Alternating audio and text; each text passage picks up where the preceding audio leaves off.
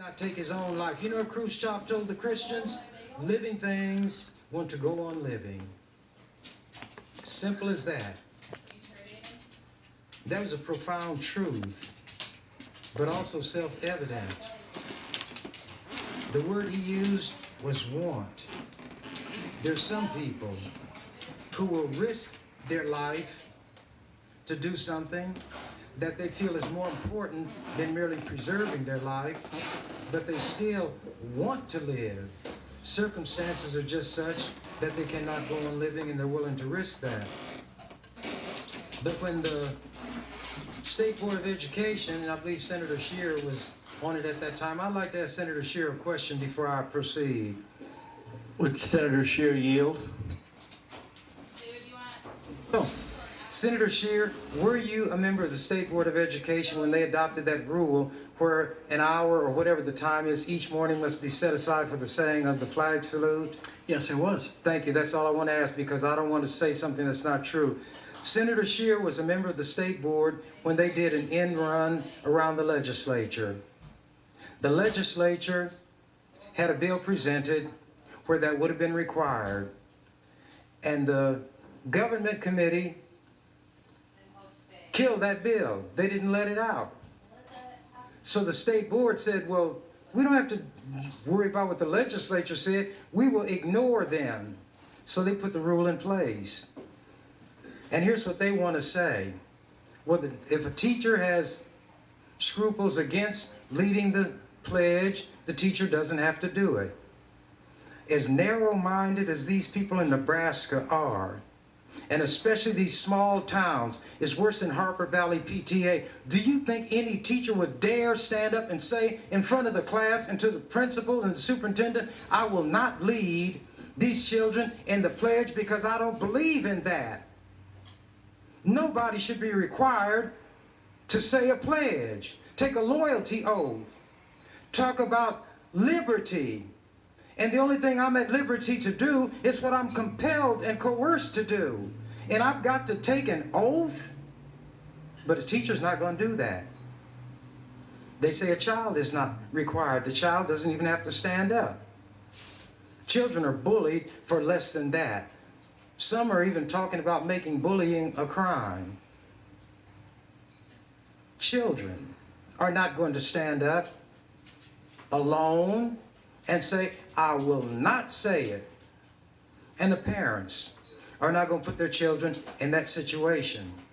But you're looking at a black man who went to the school. They went to Central Park, and I said, my children will not participate in that.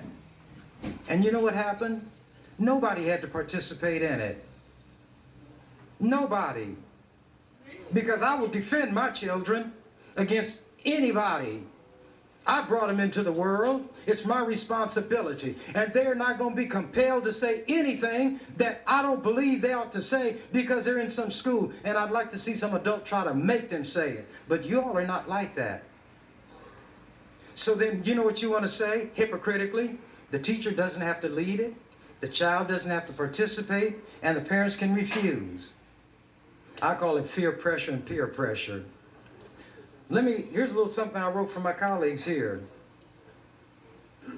No, you are not only adults, but elected officials holding a powerful position which comprises the most powerful branch of tripartite system of which the legislature is a part. You exercise plenary legislative authority. Yet, you in here, you bent the knee. You bowed the head because of fear and peer pressure, and you voted for that resolution because you said what would it look like if you voted against it. You did it.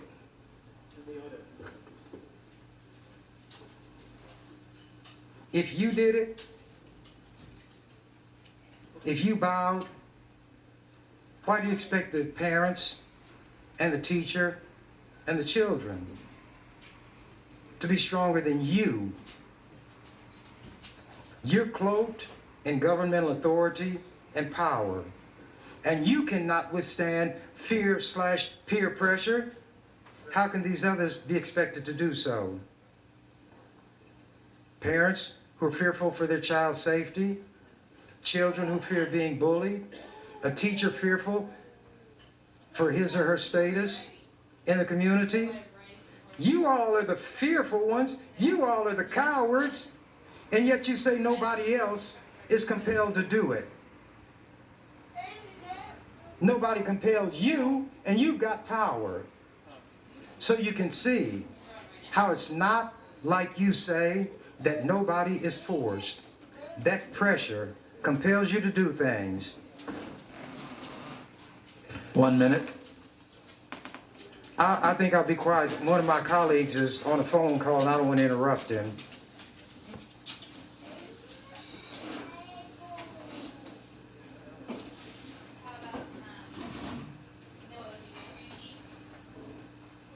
That's the way we play around here, isn't it? Well, I'll be your even change on anything you want to bring. I've got the floor. Take it away from me. You voted for that resolution praising Congress for putting the words "under God" into the flag salute. And you know the pressure that is on people to go along with it. You cannot withstand it in here. Some of you all won't come here Monday morning because you don't want to be standing here like a first grade child pledging allegiance to a flag. To a flag. Time. Senator Nelson would like to announce 25 fourth grade students, 1 teacher, and 6 sponsors from Concordia Elementary in Omaha. They are in the north balcony. Would you please rise and be recognized?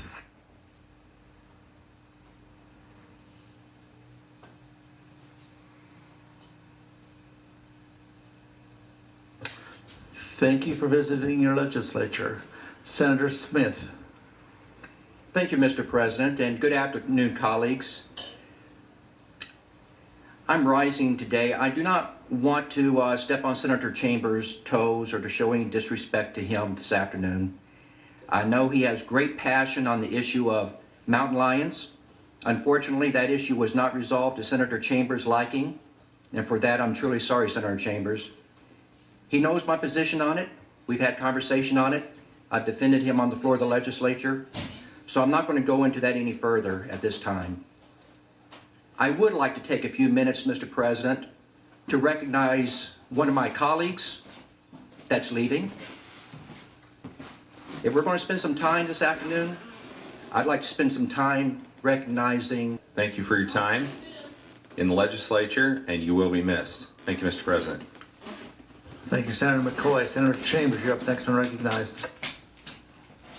Thank you. Mr. President, members of the legislature, my elegy is for the mountain lions. But I think it is good for those to give honor and respect to each other while they're alive. Because too often, you hold those things till after somebody croaks, then it's of no value whatsoever. So if you say those things and you mean them, those who are the recipients maybe should feel fortunate, maybe not, I don't know. But I sure didn't know all that about Senator Avery. But since the subject was brought up, I'd like to ask Senator Avery a question or two on point. Senator Avery, would you yield? Yes. Senator Avery, I've never said that in my dealing on this issue that I made a deal with the devil, so I'm not going to say that use that terminology. But you're one of the parties with whom the deal was struck. Is that correct? That is correct. Have I wavered from what I promised at all? Not one iota. But did I tell you that there were times when I saw that low-hanging fruit and the temptation was there? I knew it.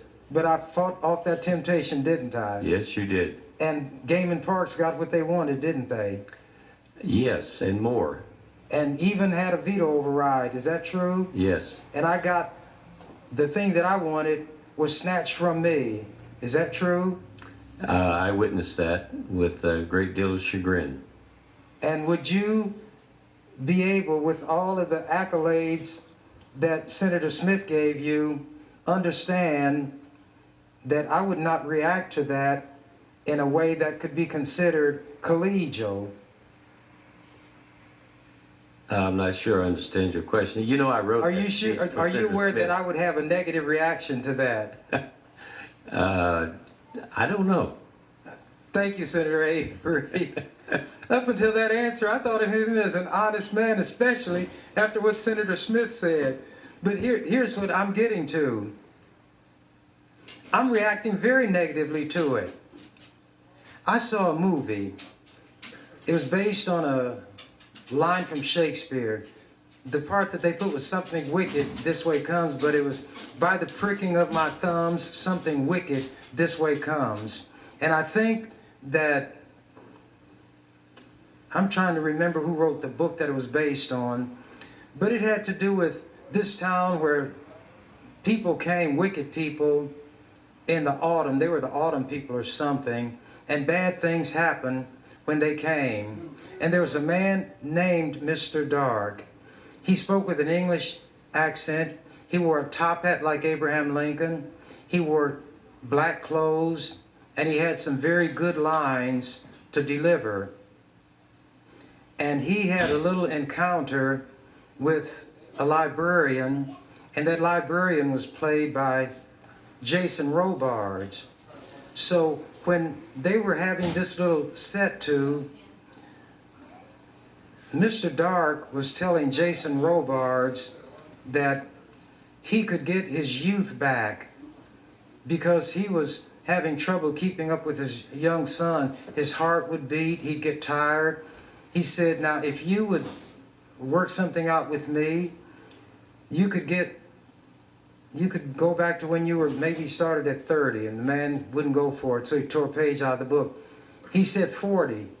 No, he tore the pages out of the book, and Jason Robards would never agree to it. And finally, Mr. Dark got angry, and he threw the book at him, and Jason Robards fell on the floor, panting and gasping. There was this real beautiful 1 woman, minute.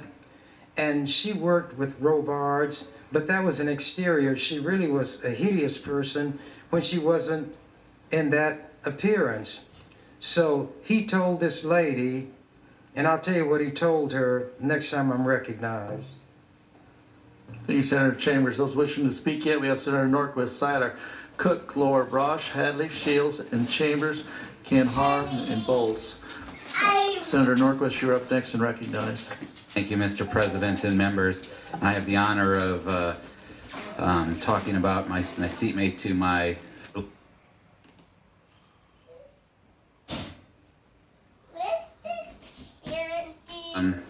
as you all know, and the story from the unicameral update says that when he came for Senator the swearing